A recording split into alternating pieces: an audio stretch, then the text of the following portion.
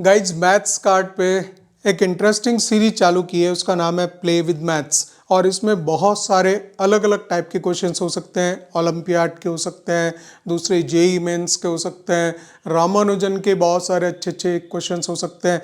तो ये मिक्स होगा एंड सीरीज का नाम आपको पता लग रहा है प्ले विद मैथ्स, तो डेफिनेटली बहुत ही इंटरेस्टिंग क्वेश्चंस इसमें मिलने वाले हैं। तो वो सीरीज हम लोग स्टार्ट कर चुके हैं। देखिए ये एक चाइनीज ओलंपियाड प्रॉब्लम है एंड वो बोलता है solve 4 to the power x plus 6 to the power x equals to 9 to the power x for the real values of x.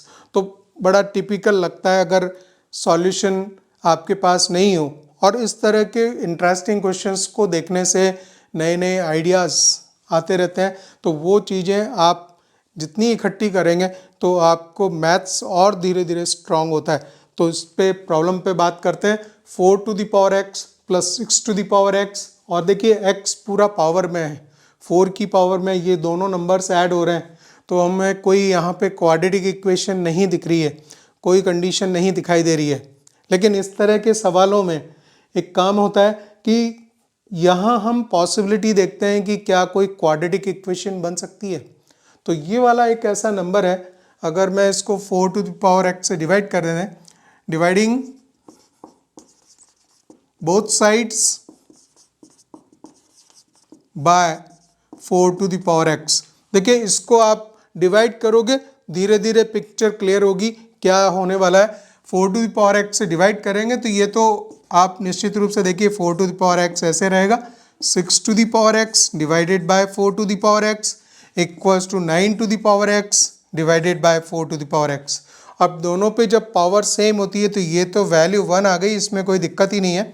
Plus क्या हम इस पे दोनों पे पावर सेम है तो इसको 6/4 की पावर x भी लिख सकते हैं। 6/4 की पावर x जो लिखा वो इंटरनली सॉल्व हो जाएगा और उसको 3/2 की पावर x भी लिखा जा सकता है।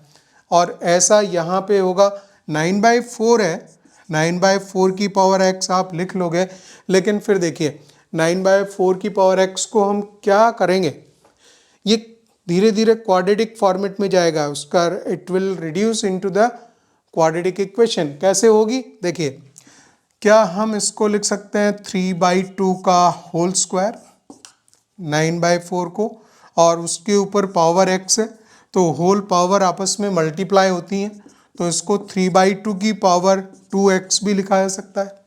पावर अंदर भी आ सकती है, किस तरह से, क्या इसको ऐसा भी लिख सकते हैं 3/2 की पावर x की पावर 2, क्योंकि जो होल पावर्स होती हैं वो आपस में a to the power mn हो, a की पावर m की पावर n भी लिख सकते हैं। आप चाहें तो इसे ऐसा भी लिख सकते हैं a की पावर n की पावर m भी लिख सकते हैं, क्योंकि ये दोनों नंबर्स तो मल्टीप्लाई हो रहे हैं, एक को अंदर ले सकते हैं दूसरे को पावर पे ले जा सकते हैं, ठीक है ना। तो यहाँ पे हमने ये किया कि x को हमने अंदर ले लिया था, 3/2 की पावर 2x था तो उसमें से x अंदर ले लिया, 2 ऊपर चला गया। अब थोड़ा कुछ आसान दिख रहा है, कुछ ऐसा कंडीशन नज़र आ रही है कि ये इक्वेशन रिड्यूस हो जाएगी क्वाड्रेटिक इक्वेशन में। कैसे, 1 + 3/2 की पावर x आप लिख लोगे और इसको लिखोगे 3/2 टू द पावर x का स्क्वायर, और यहाँ पे हम लेट कर लेंगे, यहाँ लेट कर लेंगे, let 3/2 to the power x equals to some t, कुछ t वगैरह मान लेंगे। और जैसे ही आप t वगैरह लेट कर लेते हो तो देखिए क्या होगा, जैसे ही t लेट करोगे तो ये इक्वेशन ऐसे कन्वर्ट हो जाएगी, this is t square equals to t + 1, और इसको लिख सकते हो t square minus t minus 1 equals to 0। अब ये क्वाड्रेटिक फॉर्मेट में आ गया।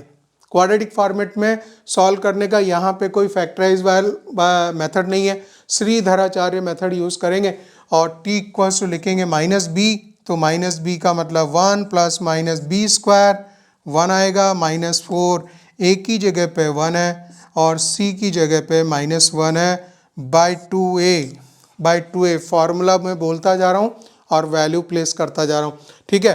तो 2a की वैल्यू 1 है, so you can write the t = 1 + -, 1 + - and this is 1 -4 into -1 ये हो जाएगा 5, ठीक है, बाई 2।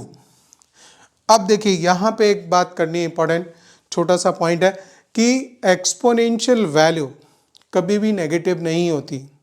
अगर आपने e⁻x का, a⁻x का कोई भी वैल्यू का ग्राफ देखा हो तो वो हमेशा पॉजिटिव साइड में होता है, नीचे जाता ही नहीं है। तो अगर t की वैल्यू है, t क्या है, t 3/2 की पावर x है, 3/2 की पावर x है, जो कि हमेशा पॉजिटिव वैल्यू होगा।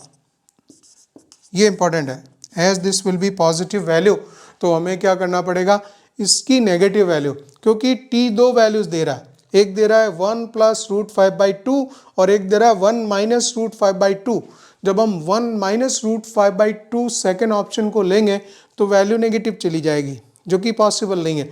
तो जो यहाँ पॉसिबल है, पॉसिबल ये है कि t की वैल्यू हो जाएगी आपकी 1 + √5/2। ये चाइनीज़ ओलंपियाड में आई हुई प्रॉब्लम है।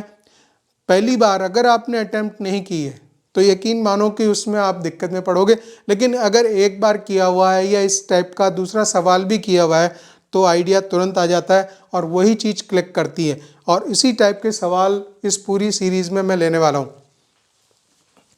इस तरह के सवाल सीखने होते हैं और वो जो है आपको धीरे धीरे आपकी स्ट्रॉन्ग मैथ्स बनाते हैं। देखिए हम आ गए यहाँ पे, तो t की वैल्यू जो फाइनली है, हमने 3/2 की पावर x को t लेट किया था और वैल्यू प्लेस कर देते हैं यहाँ पे। हमें सॉल्व करना है, we have to find out the value of x, ठीक है, वही निकालना है इसमें।